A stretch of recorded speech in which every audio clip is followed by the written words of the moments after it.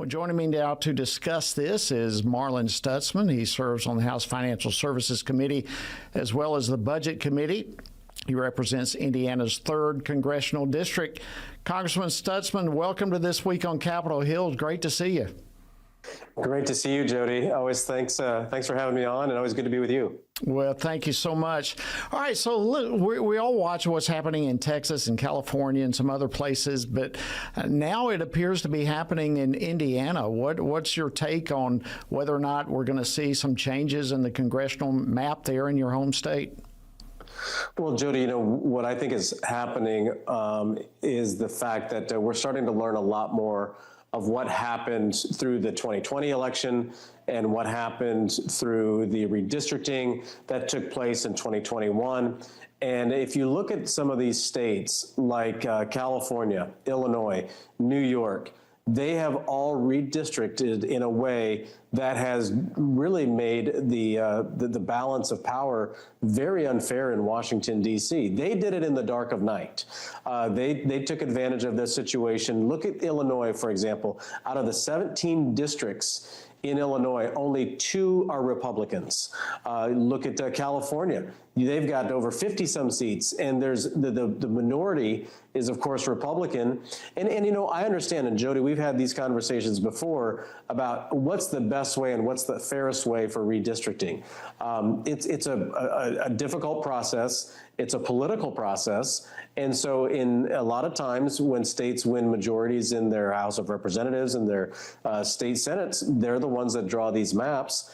And sometimes the courts get involved, sometimes the independent commissions get involved. But what I believe is a reason for Indiana to redraw the maps is the fact that states like California, New York, Illinois right, next door to us, they all, they counted their illegal immigrants into their census, which gives them an unfair number when it comes to the census in 2020 when the census was taken.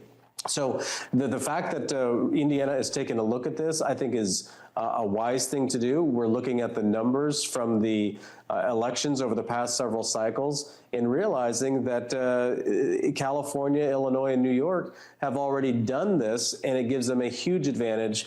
And so it really underrepresents Hoosiers in Washington when we go to draw maps and the elections take place every November. It's mid-cycle. People are saying, oh, you shouldn't be doing this mid-cycle. Well, this is really a reaction to what the Democrats have done already over the past several years. So how many potential seats would be impacted in Indiana? We have 9 districts in Indiana. It's right now 7 Republicans to 2 Democrats. But ironically enough, Jodi, we have had such an influx of people moving into Indiana from Chicago, from Illinois, that have been moving into Indiana. And so Northwest Indiana, the 1st district in Indiana, is much more Republican than what the district looks like, and that particular area.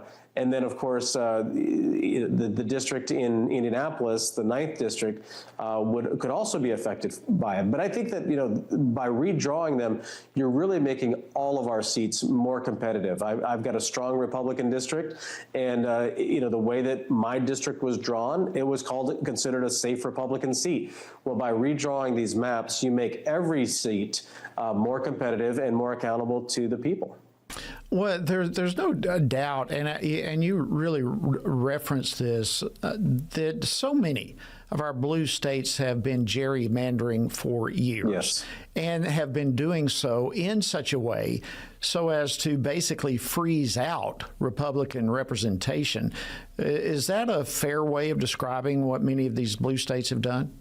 Oh, absolutely. And Illinois is the biggest culprit. In fact, I would encourage any of your viewers to pull up the Illinois congressional maps and then pull up the Indiana ones and look at the difference. Illinois has some sort of dragon-looking snake thing that kind of goes through the entire state. And that's they just basically picked out all the Republican areas. And, there's 2 seats that are Republican out of the 17 seats in Illinois. So we know for a fact that Illinois has already done this. And I would blame the media, the mainstream media, for being complicit in all of this. They were also a part of this whole scam as well. And so they didn't say anything about the fact that Republicans in Illinois, they're underrepresented in Washington, D.C. And so states like Indiana, where we're seeing people leaving Illinois and coming to Indiana, we're stepping back and saying, you know what? If this is the way that the game is going to be played, the Democrats have started this process already. We're going to push back, and we're going to fight back. And I think it should be done in the sense because it is truly about making sure that Americans have real representation, fair representation in Washington from state to state. Yeah, there's no doubt. It looks as though a Pandora's box has been opened, and I don't know how you get the genie back in the bottle, so to speak. If I can, Congressman Stutzman, to switch gears with you here real quickly, we all are watching what President Trump is doing here in Washington, D.C. as it relates to crime. He is now talking about Chicago is next that he's going to go after. What are your thoughts on this? Should the president move forward, be it Chicago or other cities, and fighting crime? Absolutely. In fact, we live right next door to Illinois again. And the fact that Democrat leadership in Illinois, Chicago specifically, has let crime run out of control. We live about 2 hours from Chicago. I'm a Cubs fan, grew up a Michael Jordan fan.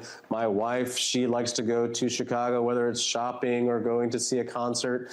And she's afraid to go to Chicago. That should not be the case. There's a lot of reasons why there's crime problems in Chicago because of the distribution hubs. You have a lot of drug traffic. You have a lot of human trafficking that goes through that area. That follows the normal economy, but the mayor completely, has a blind eye to the crime problems that are in Chicago. And so, when we see, Jodi, that Democrats are defending criminals rather than defending honest, living Americans that are wanting to live in safety and security every day, something's backwards here. And that just goes again to show that Democrats' values are so far out of whack and that they'll defend a criminal before they defend the person who just wants to go to work, raise their family, and make sure that their kids all come home safely. So I think that the president should do something. I know for a fact in other cities in Europe, we're going to have to wrap it up. Military as well. So I applaud President Trump for doing that. Congressman Marlin Stutzman, always great to see you. Thanks for joining us. All right, friends, stay tuned. We've got more this week on Capitol Hill.